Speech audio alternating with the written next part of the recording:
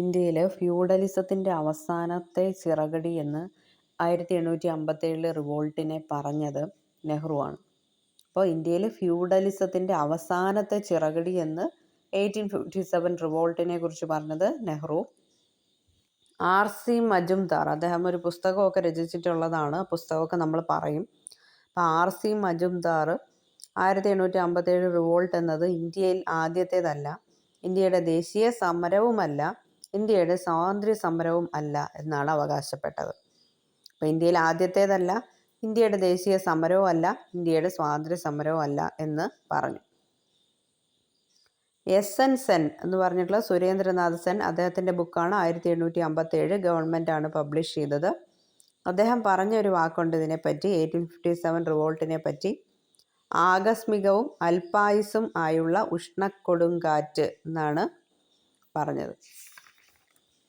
ആകസ്മികവും അല്പായുസുമായുള്ള ഉഷ്ണക്കൊടുങ്കാറ്റ്.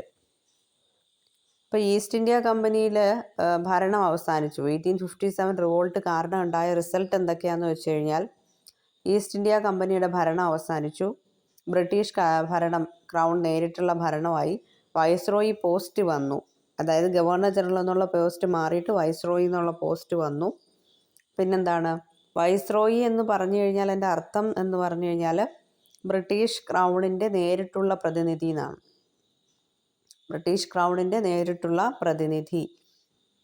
East India company ആയിരുന്നപ്പോഴായിരുന്നു governor ജനറലൊക്കെ ഉണ്ടായിരുന്നത്.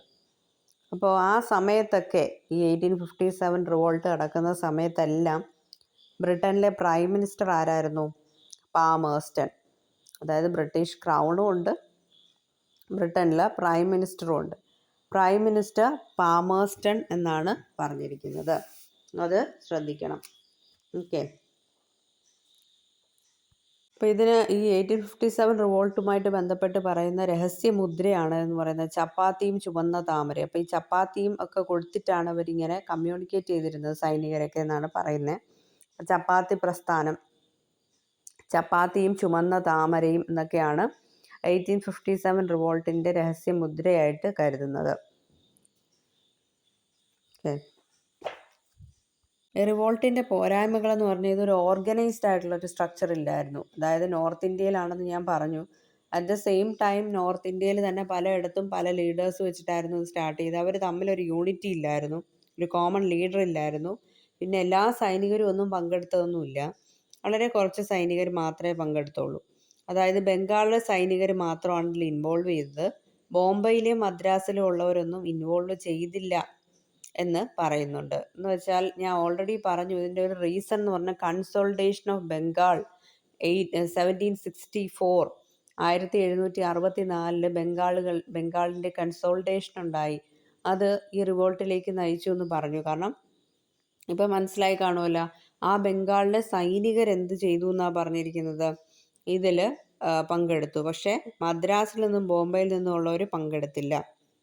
പ്രശ്നം നേരിടാത്ത നാട്ടുരാജ്യങ്ങളൊക്കെ ബ്രിട്ടീഷുകാരെ സപ്പോർട്ട് ചെയ്യുകയാണ് ചെയ്തത്, അല്ലാതെ ഈ ഒരു റിവോൾട്ടിനെ സപ്പോർട്ട് ചെയ്തതേയില്ല. അപ്പോൾ അങ്ങനെയുള്ള കാര്യങ്ങളാണ് പ്രധാനമായിട്ടുള്ളത്. പിന്നെ നമ്മൾ ഗ്വാളിയാറിലെ സിന്ധ്യ എന്ന് പറഞ്ഞിട്ടുള്ള പ്രവിശ്യ നമ്മൾ ഓൾറെഡി പറഞ്ഞു. അവിടെയാണ് ഗ്വാളിയാർ കോട്ടയുള്ളത്.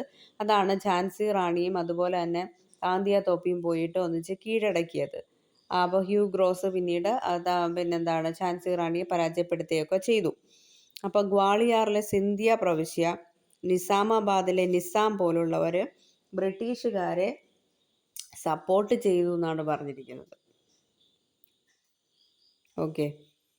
ഇനി ഔധിൻ്റെ ലൈറ്റ് ഹൗസ്. ഔധിൻ്റെ റാണി എന്ന് പറഞ്ഞാൽ ആരായിരുന്നു?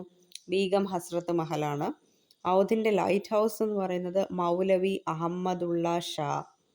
മൗലവി അഹമ്മദുള്ള ഷായാണ് ഔധിൻ്റെ ലൈറ്റ് ഹൗസ് എന്ന് പറഞ്ഞിട്ടുള്ളത്. ഝാൻസി റാണി ലക്ഷ്മിഭായി നമുക്കറിയാവുന്ന പേരാണല്ലേ. അപ്പം രണ്ടുപേരൂടെ ചേർന്നിട്ടാണ് ഈ സിന്ധ്യ പ്രവിശ്യയിൽ പോയിട്ട് ഈ കോട്ട തിരിച്ചെടുക്കുന്നത്. പക്ഷേ ഈ സിന്ധ്യ പ്രവിശ്യയിലുള്ളവരൊക്കെ ആരെ സപ്പോർട്ട് ചെയ്തിരുന്നയാ? ബ്രിട്ടീഷുകാരെ സപ്പോർട്ട് ചെയ്തിരുന്നതാണ്. അതുകൊണ്ടാണല്ലോ അവിടെ പോയി ഇവർക്ക് കോട്ടയൊക്കെ പിടിച്ചെടുക്കേണ്ടി വന്നത്. സൗത്ത് ഇന്ത്യ ഇൻവോൾവ് ചെയ്തിട്ടേ ഇല്ല ഇവിടങ്ങളിലൊന്നും. കൂടുതലായിട്ട് അവധ് റീജിയനാണ് ഇതിൽ ടേക്ക് പാർട്ട് ചെയ്തത്. ഈ 1857 വിപ്ലവത്തിനും ഒരു 100 വർഷം മുന്നേ നടന്നതാണ് 1757 പ്ലാസി യുദ്ധം. എന്നായിരുന്നു പ്ലാസി യുദ്ധം നടന്നത്? 1757 ജൂൺ 23.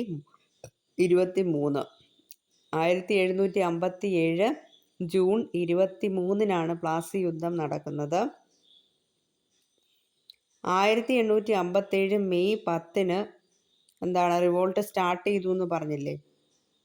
പക്ഷേ 1857 ജൂൺ 22 ഇത് സ്റ്റാർട്ട് ചെയ്യണമെന്നായിരുന്നു റിവോൾട്ടേഴ്സിൻ്റെ ആഗ്രഹം എന്ന് പറയുന്നത്. എന്തുകൊണ്ടായിരിക്കാം? ജൂൺ 22 അല്ല, ജൂൺ 23. എന്തുകൊണ്ടായിരിക്കാം? ഈ പ്ലാസി യുദ്ധത്തിൻ്റെ ഇത് വെച്ചിട്ടാണ് പറഞ്ഞത്. 1857 വിപ്ലവത്തെ ഇന്ത്യയുടെ ഒന്നാം സ്വാതന്ത്ര്യ സമരം എന്ന് വിശേഷിപ്പിച്ച വിദേശി ആരാണെന്ന് വെച്ചാൽ കാൾ മാർക്സ് ആണ്. കാൾ മാർക്സ് ആണ് 1857 വിപ്ലവത്തെ ഇന്ത്യയുടെ ഒന്നാം സ്വാതന്ത്ര്യ സമരം എന്ന് വിശേഷിപ്പിച്ചത്, വിദേശിയായിട്ടുള്ള വ്യക്തി. അപ്പം അല്ലാതെയുള്ള സ്വദേശി ആരാണെന്ന് ചോദിച്ചാൽ വി ഡി സവർക്കറാണ്. പക്ഷെ വിദേശി ആരാണെന്ന് ചോദിച്ചാൽ കാൾ മാർക്സിൻ്റെ പേര് വേണം നമ്മൾ പറയാൻ. പിന്നെ മംഗൾ പാണ്ഡെ വെച്ചിട്ടുള്ളൊരു മൂവി ചിത്രീകരിച്ചിട്ടുണ്ട്. ആ മൂവിയിൽ മംഗൾ പാണ്ഡെ ആയിട്ട് വരുന്നത് അമീർ ഖാനാണ്. മംഗൾ പാണ്ഡെ 1857 ദ റൈസിങ് എന്നാണ് ആ സിനിമയുടെ പേര്. അപ്പോൾ ആ സിനിമയുടെ ഡയറക്ടറും കാര്യങ്ങളും ഒക്കെ നമുക്കിനി ഡീറ്റെയിൽ ആയിട്ട് നോക്കാം. പിന്നെ 1857 വിപ്ലവത്തിൻ്റെ അംബാസിഡർ എന്ന് പറയുന്ന അസിമുള്ള ഖാനാണ്. അപ്പോൾ അതിൻ്റെ അംബാസിഡർ ആരാണെന്ന് ചോദിച്ചു കഴിഞ്ഞാൽ ആരാണ്? അസിമുള്ള ഖാനാണ്. 1857 വിപ്ലവത്തിൻ്റെ ജവാൻ ഓഫ് ആർക്ക് എന്ന് പറയുന്നത് പലപ്പോഴും ചോദിച്ചിട്ടുള്ളതാണ്, ഝാൻസി റാണി. 1857 വിപ്ലവത്തിൻ്റെ രാഷ്ട്രീയ പ്രചാരകൻ അസിമുള്ള ഖാൻ. അപ്പോൾ അദ്ദേഹമാണ് അംബാസിഡർ. അതുപോലെ തന്നെ എന്താണ് രാഷ്ട്രീയ പ്രചാരകനും എന്താണ് ഇദ്ദേഹം തന്നെയാണെന്ന് നമുക്ക് പറയാം. വിപ്ലവത്തിൻ്റെ സ്മാരകം എവിടെയാണുള്ളത്? മ്യൂട്ടിനി മെമ്മോറിയൽ എവിടെയാണുള്ളത്? അജിത് ഘട്ട്, ഡൽഹി. അവിടെയാണ് ഈ മ്യൂട്ടിനി മെമ്മോറിയൽ എന്ന് പറഞ്ഞിട്ടുള്ള ശിപ്പായി ലഹള എന്ന് പറഞ്ഞിട്ടുള്ളത് ഉള്ളത്. അജിത് ഘട്ട് ഡൽഹിയിലാണ്. ഓക്കെ. വിപ്ലവം പൂർണ്ണമായും അടിച്ചമർത്തിയതെന്ന് പറഞ്ഞു കഴിഞ്ഞാൽ 1858 ജൂലൈയിലാണ് വിപ്ലവം പൂർണ്ണമായിട്ടും അടിച്ചമർത്തിയതെന്ന് പറയും. 1 വർഷം നീണ്ടു നിന്നു ഈ ഒരു വിപ്ലവം. ഈ 10 തുടങ്ങി അവസാനം 1858 ജൂലൈ വരെ നിന്നു. മുഗൾ സാമ്രാജ്യത്തിൻ്റെ പൂർണ്ണമായ പതനത്തിന് കാരണമായ വിപ്ലവം, അതായത് ലാസ്റ്റ് മുഗൾ ആരായിരുന്നു? ബഹദൂർ ഷാ സെക്കൻഡ്. പിന്നെ അദ്ദേഹവും മരണപ്പെട്ടു. അപ്പം അതിൻ്റെ പതനത്തിന് കാരണമായ വിപ്ലവം 1857 വിപ്ലവമാണ് എന്ന് നമുക്ക് പറയാം. ഈ പുസ്തകങ്ങൾ, കുറച്ച് പുസ്തകം ഞാൻ കഴിഞ്ഞ വീഡിയോയിൽ പറഞ്ഞു. അപ്പോൾ ഇതിൽ പുസ്തകങ്ങൾ ഏതൊക്കെയാണെന്ന് വെച്ചാൽ ക്യൂൻ ഓഫ് ഝാൻസി ചോദിച്ചിട്ടുള്ളതാണ്. ക്യൂൻ ഓഫ് ഝാൻസി എന്ന് എഴുതിയിട്ടുള്ളത്, ആ ഒരു പുസ്തകം എഴുതിയിട്ടുള്ളത് മഹാശ്വേതാ ദേവിയാണ്. അടുത്തത് 1857 എന്നുള്ള ബുക്ക് ഞാൻ പറഞ്ഞു, എസൻസ് എൻ. അദ്ദേഹത്തിൻ്റെ കൂടെ ഒരാളോടുണ്ട്, Maulana Abdul Kalam Azad. Sepoy mutiny and revolt of 1857 എന്ന് പറയുന്നത് R.C. മജുംദാറിൻ്റെയാണ്. Sepoy mutiny and revolt of 1857. Sepoy mutiny 1857 HB Chattopadhyay ആണ് അതെഴുതിയത്. എല്ലാം ഏകദേശം ഒരുപോലെ ഇരിക്കുക, സോ നമുക്ക് കൺഫ്യൂഷൻ വരാം. റബല്യൻ എന്ന് പറഞ്ഞിട്ടുള്ളത് 1857, റബല്യൻ 1857 PC ജോഷിയുടെയാണ്. PC Joshi. 1857 the great rebellion എന്നുള്ള ബുക്ക് എഴുതിയത് Ashok Mehta. The Indian war of independence VD Savarkar. The Indian mutiny of 1857 എന്നെഴുതിയത് George Bruce Malleson. Great mutiny by Christopher Hibbert. Great mutiny ആരുടെയാണ്? ക്രിസ്റ്റഫർ ഹിബർട്ടിൻ്റെയാണ് ഗ്രേറ്റ് മ്യൂട്ടിനി എന്ന് പറഞ്ഞിട്ടുള്ളത്. Religion and ideology of the rebels of 1857. അങ്ങനെയുള്ള ആ ഒരു പുസ്തകം എഴുതിയത് ഇക്ബാൽ ഹുസൈനാണ്. Excavation of truth, unsung heroes of 1857, war of independence. ഇത്രയും വലിയൊരു പേരാണ് അതിനല്ലേ. Excavation of truth, unsung heroes of 1857, war of independence by Khan Muhammad Sadiq Khan ആണ് എഴുതിയത്. പിന്നെ ബാക്കിയുള്ളത് ഇപ്പോൾ ഇത്രയൊക്കെയാണ് ഫേമസ് ആയിട്ടുള്ള ബുക്കുകളെന്ന് പറയുന്നത്. ഈ ശിപ്പായി ലഹള അവസാനിക്കുന്നത് 1858 ജൂലൈ 8-നാണ്. കറക്റ്റ് ഡേറ്റ് പറയുമ്പോൾ 1858 ജൂലൈ 8. അപ്പോൾ തുടങ്ങുന്നത് 1857 മെയ് 10, അവസാനിക്കുന്നത് ഇറ്റ്സ് എൻ 1858 ജൂലൈ 8. ഇത് അടിച്ചമർത്ത ചെയ്ത പിന്നെ വ്യക്തികളുടെ പേരുകൾ ഞാൻ പറഞ്ഞിട്ടുണ്ടായിരുന്നു ഓൾറെഡി, ഒന്നുകൂടെ വേണമെങ്കിൽ റിപ്പീറ്റ് ചെയ്യാം. ഡൽഹിയിലാണെങ്കിൽ ജോൺ നിക്കോൾസൺ, ലക്നൗവിൽ ഹെൻറി ലോറൻസ്, കാൺപൂരിൽ കോളിൻ ക്യാമ്പൽ, ഝാൻസി ആൻഡ് ഗോളിയോറിൽ ഹ്യൂ ഗ്രോസ്, ബറേലിയിൽ കോളിൻ ക്യാമ്പൽ, അതുപോലെ അലഹബാദ് ആൻഡ് ബനാറസിൽ കേണൽ ഒൻസെല്ല്, ബീഹാറിൽ വില്യം ടൈലർ. എന്തുകൊണ്ടാണ് ഇത് ഫെയിലായെന്ന് ചോദിച്ചു കഴിഞ്ഞാൽ ലിമിറ്റഡ് ആയിട്ടുള്ള അപ്രൈസിങ് ആണ് ഉണ്ടായത്. അതായത് ഭയങ്കരമായിട്ടുള്ള ഒരു സദേൺ പ്രോവിൻസ് എന്ന് പറയുന്നത് ഇതിൽ ടേക്ക് പാർട്ട് ചെയ്തിട്ടേ ഇല്ല. സൗത്ത് ഇന്ത്യയിലുള്ള നോർത്ത് ഇന്ത്യൻസ് ആണ് കൂടുതലായിട്ടും ഇതിൽ ടേക്ക് പാർട്ട് ചെയ്തിട്ടുള്ളത്.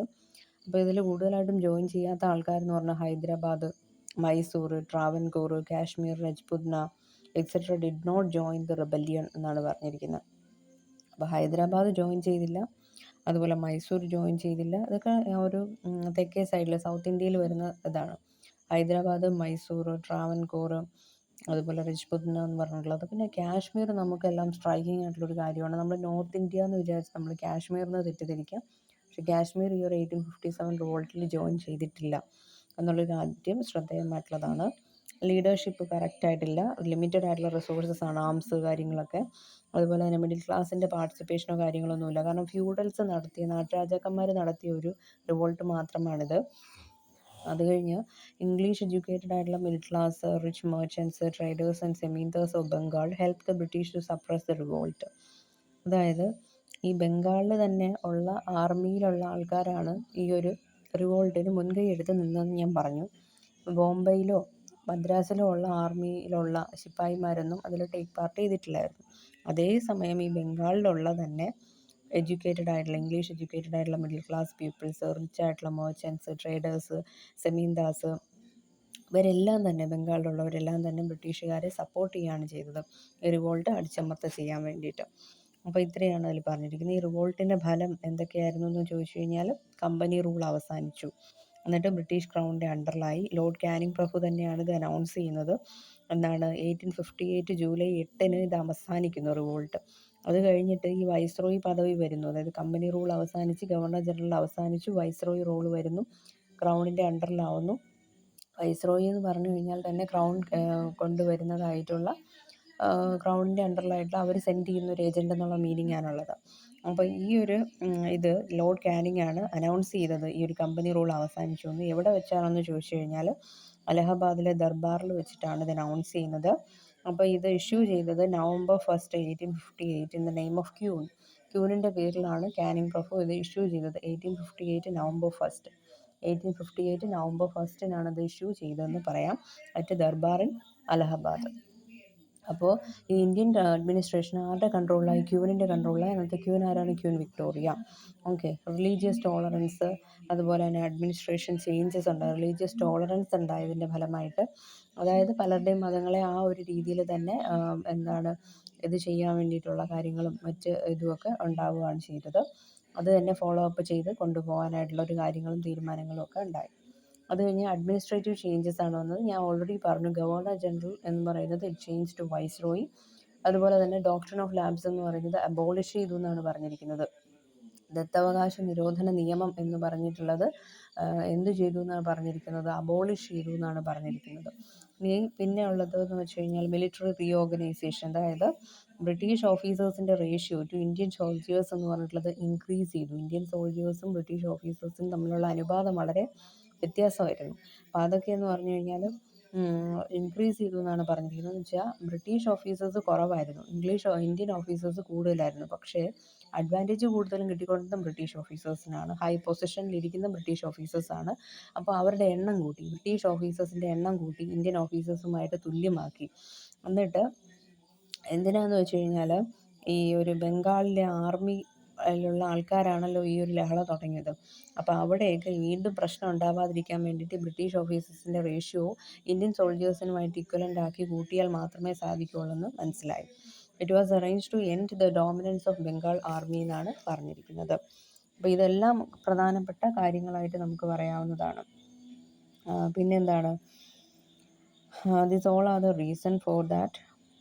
സോ നമുക്കിനി കുറച്ചുകൂടെ ഡീറ്റെയിൽസ് നോക്കാനുണ്ട്. So it will be in the next class.